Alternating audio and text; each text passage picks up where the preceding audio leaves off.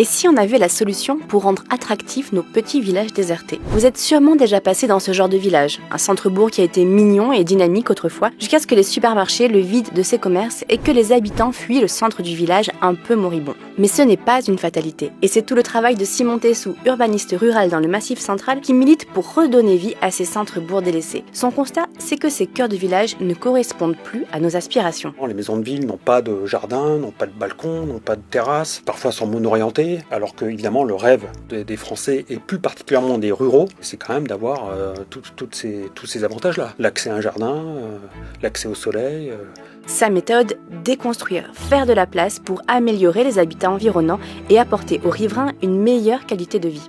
Comme on n'est pas sur des territoires où il y a une pression démographique importante, l'hypothèse de travail, c'est de dire, on peut aussi parfois déconstruire pour que les immeubles qu'on conserve trouvent des aménités qu'ils n'avaient pas. Justement, un espace extérieur, la possibilité de se garer à côté, d'avoir un petit jardin, une terrasse, une vue. Le résultat, ce sont des centres-bourgs plus attractifs, mais ce n'est pas le seul moyen de redonner vie à nos villages. Vous aussi, vous habitez à la campagne et vous prenez la voiture pour aller au gymnase, au centre de santé, au supermarché ou au plan d'eau à l'extérieur du bourg. Et l'enjeu, là, c'est d'essayer de retisser des liens entre ces fragments urbains qui sont assez hétérogènes et qui constituent plutôt des pièces un peu autonomes, voire autistes les unes par rapport aux autres. Lorsqu'on habite à la campagne, paradoxalement, on prend parfois la voiture pour aller marcher, car l'accès aux chemins de campagne ou à la forêt se fait souvent par des zones dénuées de trottoirs ou de pistes cyclables. C'est désagréable de se déplacer à pied dans ces territoires-là. Si les métropoles ont pris à bras-le-corps cette question, ce n'est pas encore le cas des territoires ruraux,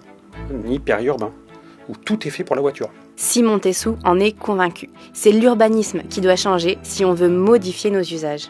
Et on voit concrètement comment, dès qu'on ouvre un nouveau chemin sur 500 mètres de long, ça va complètement changer les habitudes. Et ce qui est intéressant, c'est que quand on le fait vraiment, en réalité, les comportements changent très vite. Je peux le noter à l'échelle de notre petit bourg, donc le Rouget, dans le Cantal, 1000 habitants. Nous menons depuis de nombreuses années justement ce travail avec les élus locaux.